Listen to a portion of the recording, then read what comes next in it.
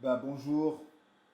Cette nouvelle vidéo va parler principalement de tout ce qui est comportement compulsif. J'ai eu pas mal de demandes, de remarques concernant les thèmes qui nous étaient très chers au niveau de l'abus de confiance. Aujourd'hui, nous allons parler de l'impulsivité dont la plupart des gens font preuve. Vous vous rappelez que quand nous avons des comportements impulsifs, du genre on se met en colère apparemment pour rien, on est triste, nous retrouvons de manière bizarre, lunatique, et des humeurs qui changent.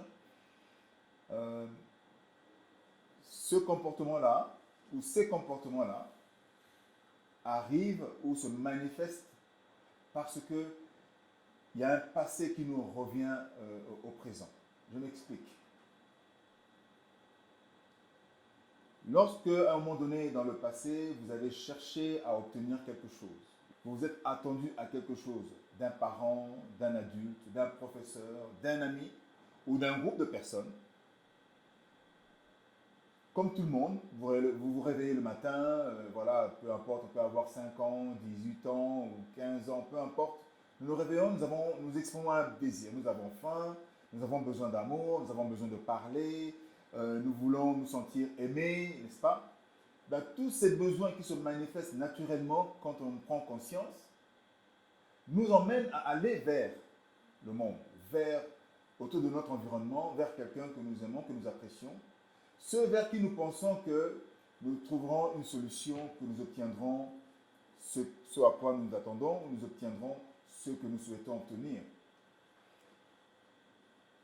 Régulièrement, si nous manifestons l'impulsivité, c'est parce que en ce moment-là, dans le passé, il est arrivé que dans l'expression de vos besoins, ou de nos besoins en ce moment-là, que nous ayons ou non obtenu ce à quoi nous nous attendions, mais que nous l'ayons obtenu de la mauvaise manière.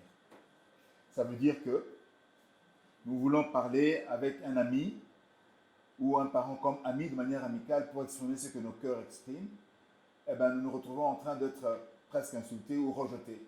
Donc ce rejet dans le passé nous choque et provoque quelque part une forme de traumatisme parce que c'est mal vécu.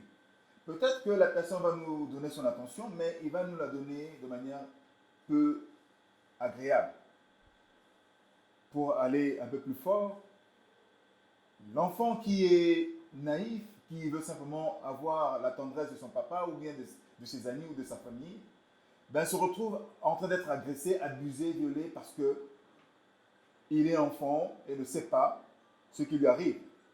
Donc l'enfant ou le jeune homme ou bien la jeune fille va recevoir la réponse à sa demande, la présence, l'amour, à manger, mais malheureusement de la mauvaise manière, un comportement abusif ou agressif qui fait que l'enfant ou le jeune homme ou la personne jeune que nous sommes en ce moment-là encaisse très très mal et ne comprend pas comment est-ce que cette réponse vient de cette manière.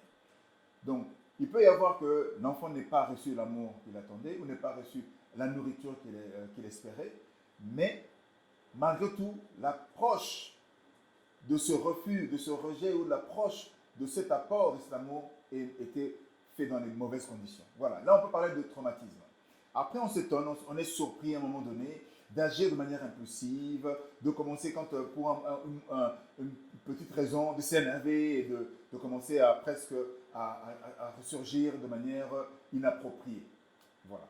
Donc ça c'est le contexte dans lequel nous allons parler de l'impulsivité. Quand on agit de manière impulsive, on peut avoir tendance à la compulsion ou au comportement compulsif qui font justement que nous devenons encore pire parce que quand on a qui mange beaucoup ou qui arrive à s'énerver ou qui ont des désirs exagérés des gens, ou bien ça peut être des désirs sexuels, des désirs d'alimentation, des désirs d'attention, désir de parler, ça devient un peu trop important, tous ces besoins-là, parce que c'est mal exprimé. Donc c'est malheureusement un problème pour ceux dans notre environnement qui subiraient ce comportement-là de manière désagréable. Voilà le contexte dans lequel nous allons parler aujourd'hui de cette vidéo. Je suis Paul Martin Moutanda, votre coach, et c'est moi qui vais vous parler aujourd'hui de la maîtrise de soi face à tout comportement impulsif ou à toute réaction impulsive qui peut survenir dans nos vies.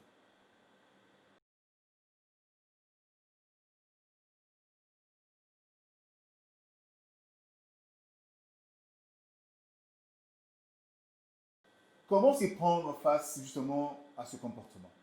Si vous vous sentez vivre ce genre de comportement ou de sensation qui vous pousse à être compulsif, qui vous pousse à réagir brutalement ou de manière inappropriée avec un comportement qui n'a pas de sens, ça peut être un comportement qui devient addictif. Hein.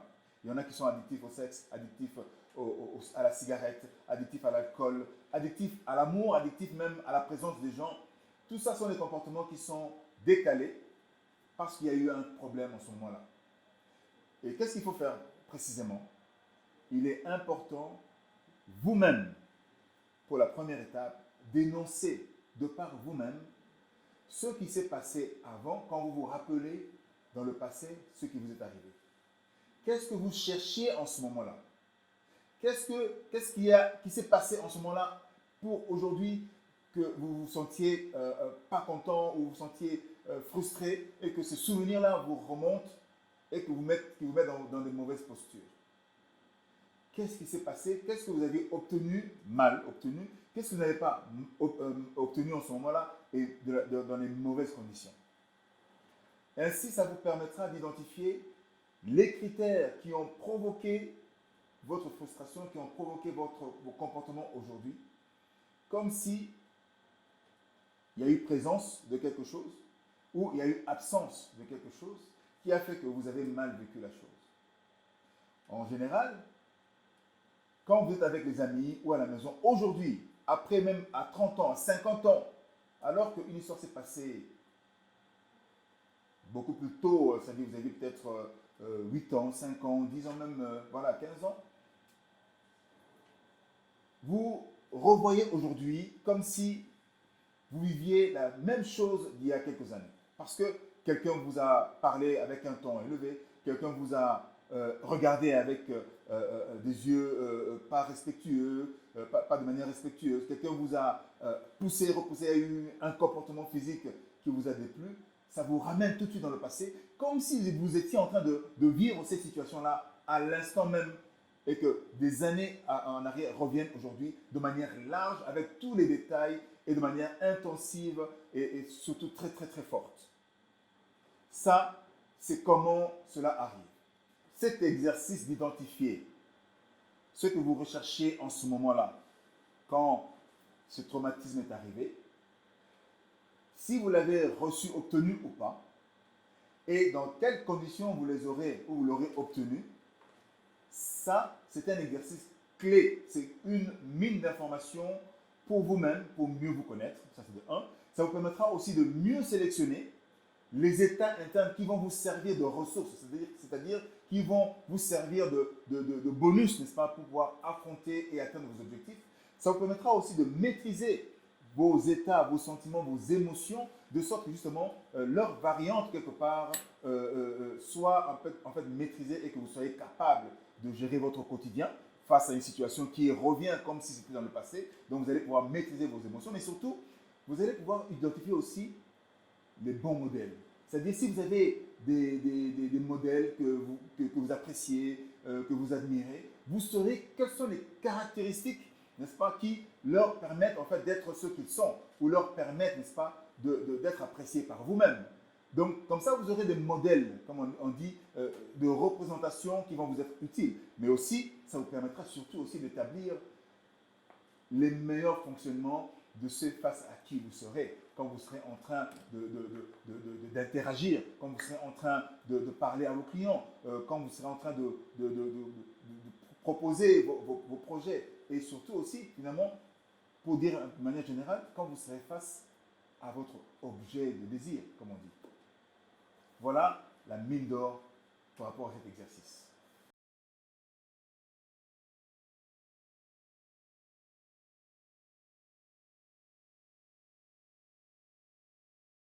Alors, comment avancer pour faire face à cette impulsivité qui vous caractérise?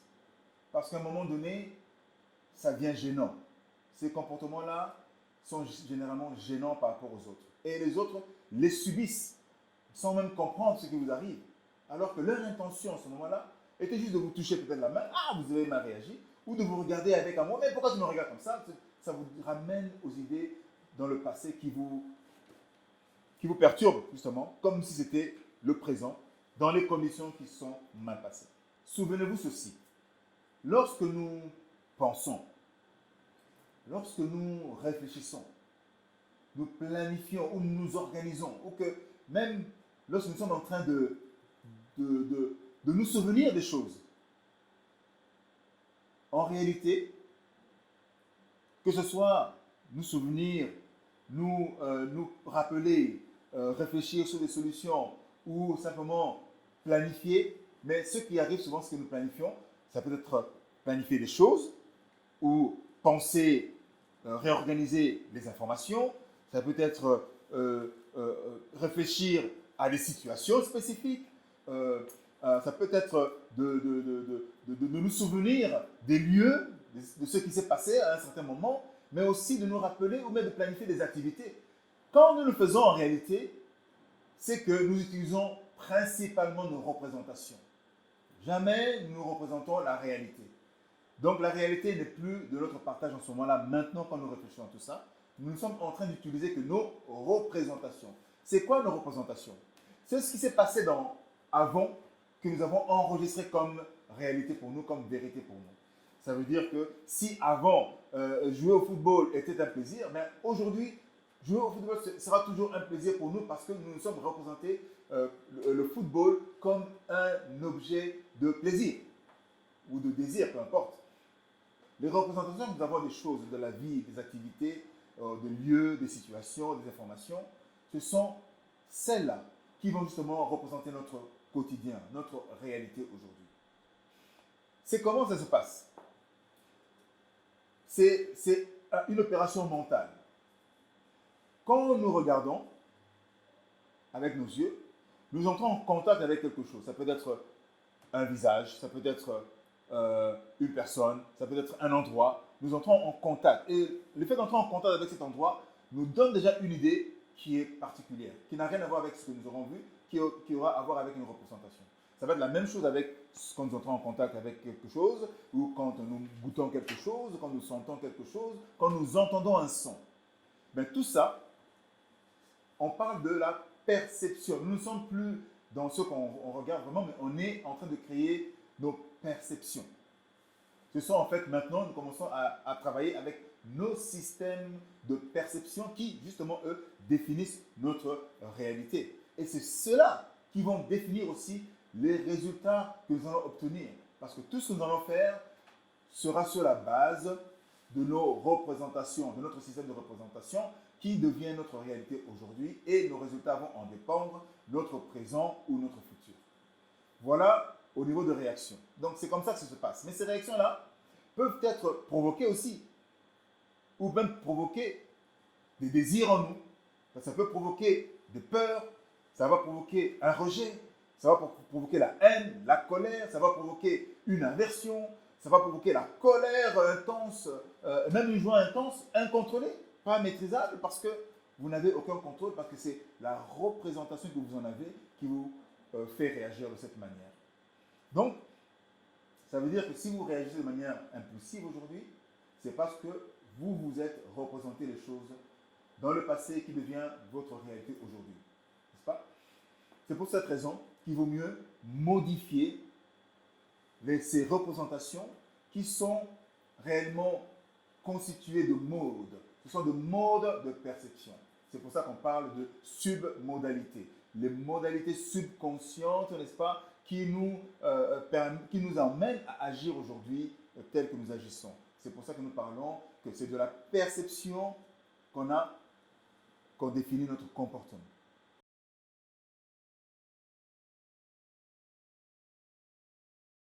Ok?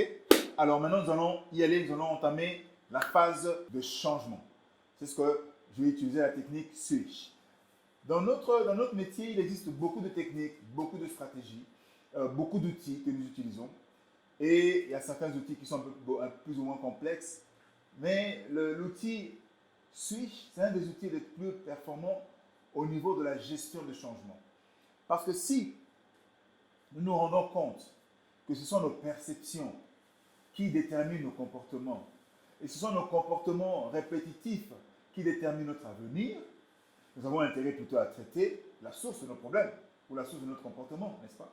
Et cette source-là, ce sont les submodalités, et ce sont, d'une certaine manière, soit une image qui vous revient, soit un son qui nous revient, soit une sensation qui réagit en nous, soit un parfum comme le flair, ou simplement un goût. Et donc, tout cela représente maintenant notre base de données. Donc, cette base de données, c'est ça, c'est ça notre réalité. Alors, comment nous allons faire? Rappelez-vous, quelles sont les situations dans lesquelles vous voudriez agir autrement. Nous allons maintenant identifier les choses que nous étions en train de rechercher en ce moment-là. Si c'est des personnes, si c'est une idée que nous recherchons en ce moment-là, ou si c'est un confort, une sensation que nous recherchons en ce moment-là, dans ces situations, et que nous réagissons mal, qu'est-ce qui a fait que nous étions dans cette position? Qu'est-ce que nous recherchons? Est-ce que nous avions obtenu ou pas? Donc c'est pour ça que le premier point dans notre technique Switch, c'est de vous rappeler les situations dans lesquelles vous voudriez changer les choses. Autrement dit, qu'est-ce qui se passe souvent comme situation qui vous emmène à réagir mal, donc pas de manière adéquate, que vous voulez changer? Ça, c'est le premier point. Maintenant, vous allez repérer une image interne, une représentation que vous êtes faite, n'est-ce pas, de ces situations ou des situations juste avant que vous deveniez impulsif.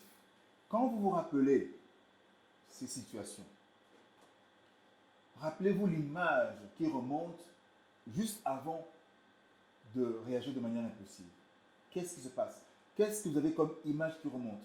Si c'est une image, c'est tant mieux, cela va nous servir à notre technique. Maintenant, si c'est un son qui remonte, ben nous ferons une autre technique pour cela. Si c'est un goût qui remonte et qui vous rappelle et qui vous met dans une mauvaise situation, on utilisera encore une autre technique. Et si c'est vraiment, comme on dit, une sensation, ben ça sera aussi une autre technique. Mais aujourd'hui, nous allons utiliser le switch parce que le switch parle principalement de l'image qui survient, l'image qui surgit, qui vous met maintenant, après avoir perçu cette image-là, dans un comportement impulsif. Et rappelez-vous, si vous répétez ce comportement impulsif, ça va vous emmener à des compulsions.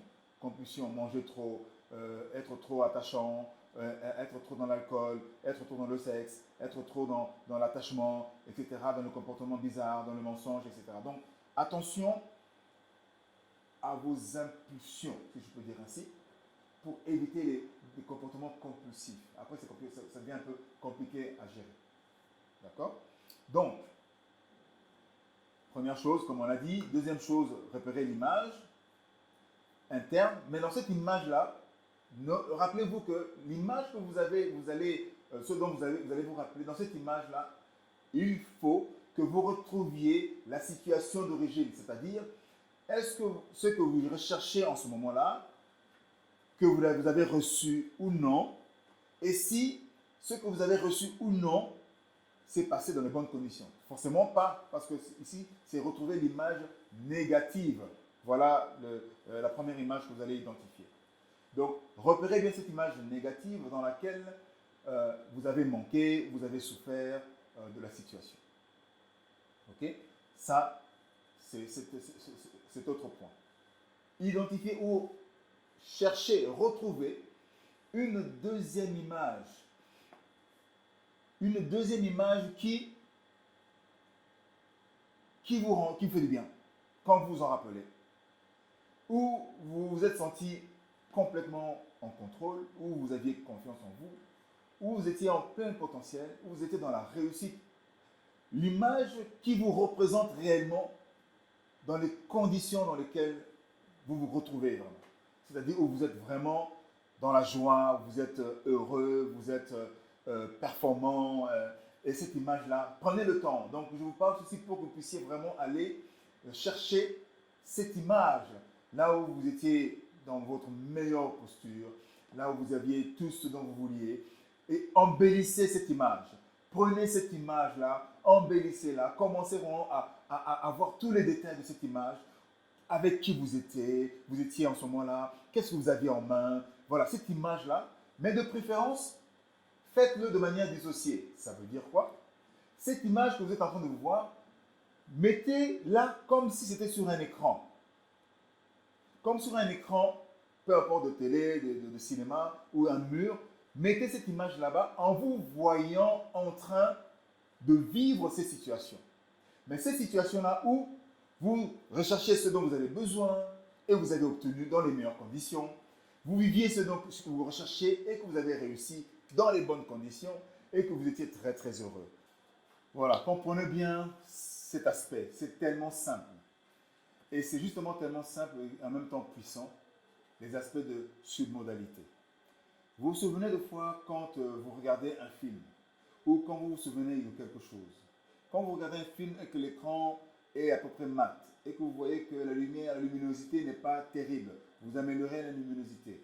Vous voyez un petit peu que cette image-là est un peu, les contrastes ne sont pas bonnes, les contrastes pardon, ne sont pas bons. Donc vous allez essayer d'améliorer le contraste pour pouvoir ressortir les images, n'est-ce pas? Vous voyez que finalement, quand vous voyez une image, ou bien le visage d'une personne, vous aimeriez voir encore plus ses dents. Donc vous allez chercher à augmenter pour voir plus ses dents, n'est-ce pas? Les yeux, vous voyez un petit peu comment dire, les pupilles, tout ça, pour voir le blanc des yeux. Donc ça, c'est en fait ce que nous appelons améliorer une image pour la rendre agréable. C'est-à-dire, vous voyez tous les détails.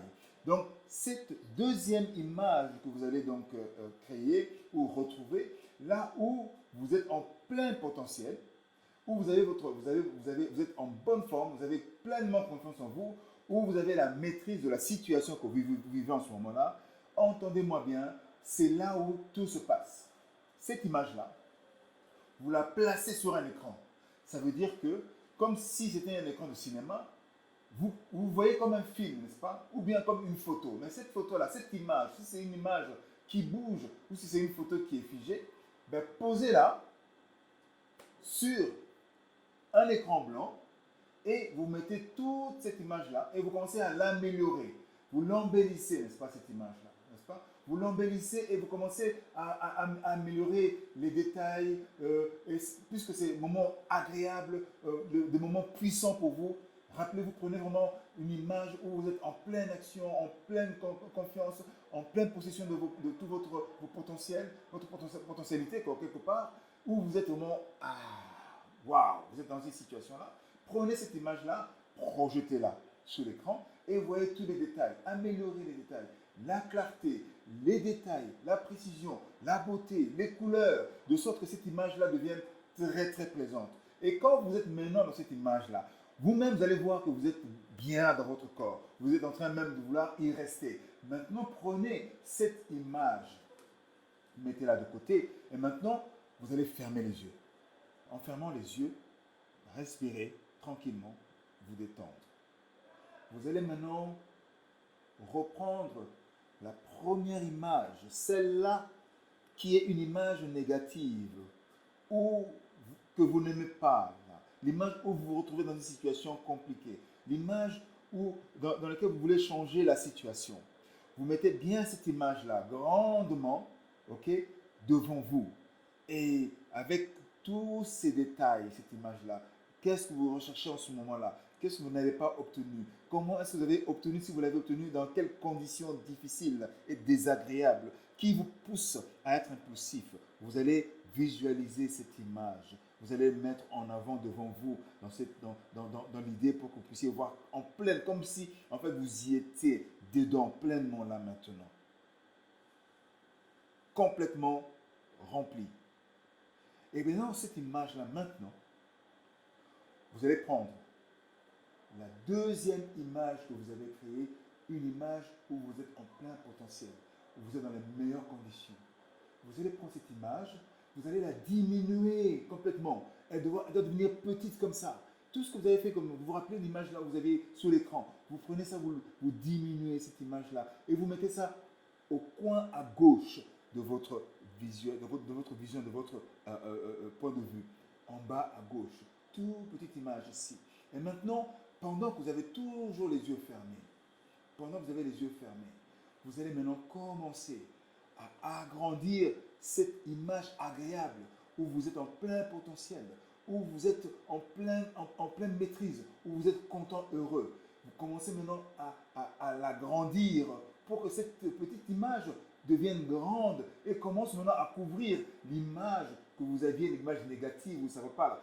Cette bonne image commence maintenant à prendre place et à s'agrandir. Et pendant que cette petite image grandit avec toutes les précisions que vous avez, ça couvre complètement cette image négative. Et quand ça couvre complètement, vous dites simplement switch. Vous ouvrez les yeux. Vous reprenez cet exercice. Vous reprenez toujours les yeux fermés. L'image où vous êtes en difficulté, vous vous ramenez ça encore, vous vous souvenez de ça, vous ramenez, vous revisualisez, où vous êtes en mauvaise posture, où vous êtes énervé, où vous êtes impulsif, même vous êtes même passé à un comportement compulsif, vous n'aimez pas cette image-là. Là où vous avez atteint ou vous n'avez pas atteint vos objectifs, mais vous êtes arrivé dans les mauvaises conditions et qui fait aujourd'hui que vous vous comportez de manière inadéquate. Vous prenez maintenant la petite image, là où vous êtes en plein potentiel, dans le coin à gauche, en bas, et vous commencez à l'agrandir cette image, jusqu'à couvrir la première image. Et la grande image là diminue, comme si c'était un proportionnel. Proportionnellement, ça diminue. Et justement, l'image positive prend place. Et vous faites ce jeu-là de switch. Et vous dites switch. Jusqu'à ce que l'écran soit blanc. Vous ouvrez les yeux. Vous répétez encore la même chose. Prenez cette petite image, la grande commence à diminuer, la petite commence à grandir avec tous ces détails-là, l'image positive. Vous remplacez, c'est un exercice très très très important. C'est que vous devez apprendre à le faire mentalement, naturellement, facilement, c'est vital. Et vous allez remplir ça et ça deviendra un switch. Faites ça une 4e fois, 5e fois, 6e fois si nécessaire. Maintenant, chaque fois que vous voulez revenir à l'image passée, l'image négative, regardez un peu si vous arrivez à la retrouver. Si vous arrivez encore à la retrouver, prenez encore cette petite image positive au coin à gauche, agrandissez-la. Et cette image négative, rapetissez et diminuez et agrandissez cette image positive pour qu'elle arrive à couvrir toutes les anciennes images négatives et dites switch. Vous avez réussi, l'opération mentale est terminée. Rappelez-vous que cet exercice est vital pour un changement, pour observer un changement puissant. Vous avez des représentations. Tout ce qui fait votre vie, c'est vos représentations aujourd'hui. Ce sont ces représentations-là qui font que vous vous comportez de cette manière. Mais pour ne plus vous comporter de cette manière, il faut changer les modalités dedans. Comme quand vous avez votre téléphone, les paramètres, vous reparamétrez votre téléphone, l'image claire, les icônes plus petites, les icônes qui ne sont pas bonnes, que vous n'aimez pas, vous les diminuez, vous les enlevez même de l'écran. C'est ça le switch. Et donc vous le faites avec votre mental. Et l'image que vous avez, vous récupérez l'ancienne image, vous l'écrasez avec la nouvelle image qui prend place. Et vous dites switch. Vous avez réussi. Parce que si vous voulez maintenant revenir à cette image, vous aurez même commencé à avoir des difficultés à y penser, ce que l'opération a réussi.